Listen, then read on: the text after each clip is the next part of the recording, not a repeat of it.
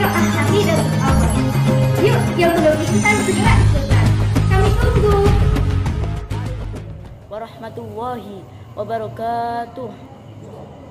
Perkenalkan, nama saya Muhammad Akmaluddin Al-Hariri. Saya mewakili MTS Modern Arifai 2. Di sini saya akan menerangkan tentang dua nadom yang berjudul Kitab-Kitab Allah, yang saya ambil dari kitab Aqidatul Awam yang dikarang oleh Kiai Ahmad Marzuki. Sebelum kita belajar, marilah kita berdoa terlebih dahulu agar kita diberikan kemudahan dalam menuntut ilmu. Bismillahirrahmanirrahim. Rabbi shrah li sadri wassir li amri wahlul 'uqdatam min lisani yafqahu qawli. Rabbi zidni ilma warzuqni fahma. Amin ya rabbal alamin. Bismillahirrahmanirrahim. Qala musannifu rahimahullahu ta'ala wa nafa'ana bihi wa bi ulumina wa bi uluminkum fid dharain amin. Ya Fattah ya Alim ya Fattah ya Alim ya Mujibas Sailin. Bismillahirrahmanirrahim. Arba'atun min kutubin tafsiluha Tauratu Musa bil huda tanziluha. Arba'atun utawi papat kang tetep min kutubin saking pira-pira kitab tafsiluha iku utawi perinciane arba'ah. Tauratu Musa iku kitab Taurat di Nabi Musa. Bil huda iku tetep kelawan gawa pituduh tanziluha utawi temurune kitab Taurat. Zaburu Dawuda wa Injilu ala Isa wa Furqanun ala khairil mala. Zaburu Dawuda lan kitab Zaburi Nabi Dawud wa Injilu ala Isa dan kitab Injil ing ngatasi Nabi Isa. Wa Furqanun lan kitab Al-Qur'an ala khairil mala ing ngatasi luwih bagus-baguse mulya-mulyane kaum.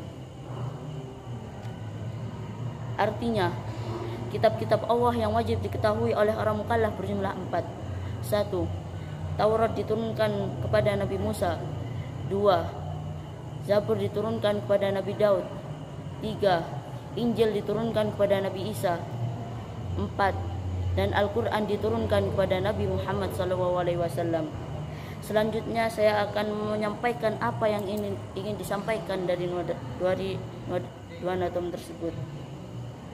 Bahwasanya orang mukallaf, apa yang dimaksud orang mukallaf? Orang mukallaf adalah orang yang sudah balik, mempunyai akal sehat dan beragama Islam, itu wajib mengetahui kitab-kitab yang diturunkan oleh Allah kepada Nabi dan Rasulnya. Karena beriman atau mempercayai kitab-kitab Allah terdapat dalam rukun iman yang ketiga. Apabila kita beriman kepada kitab-kitab Allah, maka kita termasuk orang-orang kafir.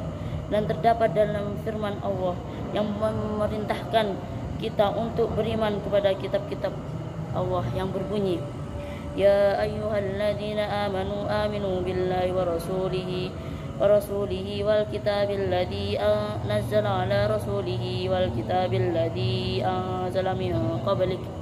Artinya, wahai orang-orang yang beriman, tetaplah beriman kepada kitab yang Allah turunkan kepada Rasulnya serta kitab yang Allah turunkan sebelumnya.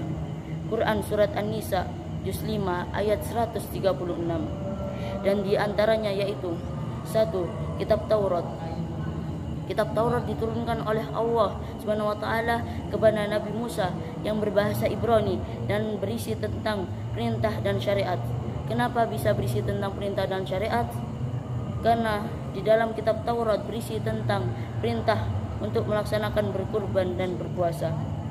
Yang kedua, kitab Zabur. Kitab Zabur diturunkan oleh Allah kepada Nabi Daud yang berbahasa Suryani dan berisi tentang nasihat-nasihat. Kenapa bisa berisi tentang nasihat-nasihat?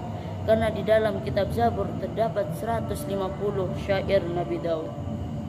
Yang ketiga, kitab Injil. Kitab Injil diturunkan kepada Nabi Isa yang berbahasa Ibrani dan pelengkap bagi kitab Taurat. Kenapa kitab Injil pelengkap bagi kitab Taurat? Karena apabila ada yang salah di dalam kitab Taurat, maka akan dibenarkan dalam kitab Injil.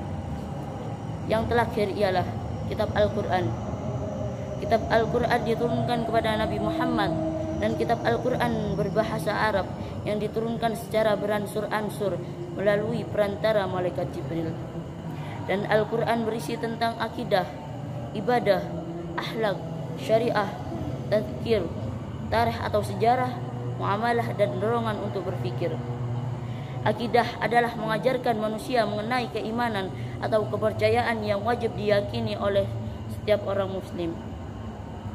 Ibadah adalah segala bentuk ketaatan yang dijalankan atau dikerjakan untuk mendapatkan ridha dari Allah Subhanahu wa taala.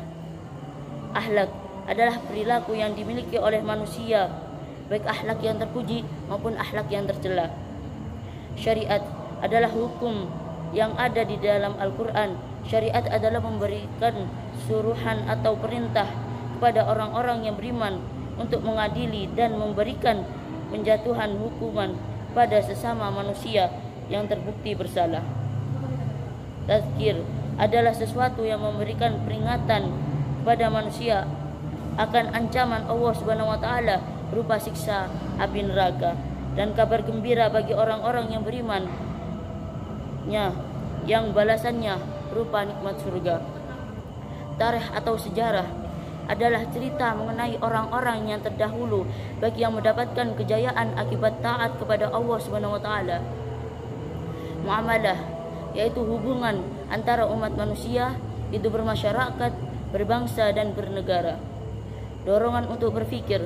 Di dalam Al-Quran banyak ayat-ayat yang mengulas suatu bahasan yang memerlukan pemikiran manusia untuk mendapatkan manfaat dan juga membuktikan kebenaran, terutama mengenai alam semesta. Kenapa setiap kitab bahasanya berbeda-beda? Karena bahasa dalam kitab mengikuti di mana Nabi atau Rasul tersebut bertempat.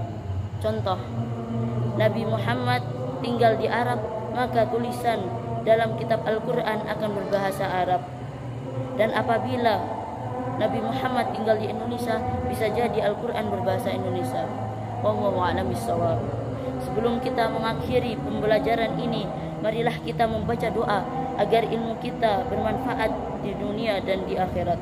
Bismillahirrahmanirrahim. Subhanakallahumma wa bihamdika asyhadu an la ilaha illa anta astaghfiruka wa atubu ilaik. Sekian yang bisa saya sampaikan tentang dua nadom dari kitab Aqidatul Awam. Kurang lebihnya mohon maaf. Assalamualaikum warahmatullahi wabarakatuh.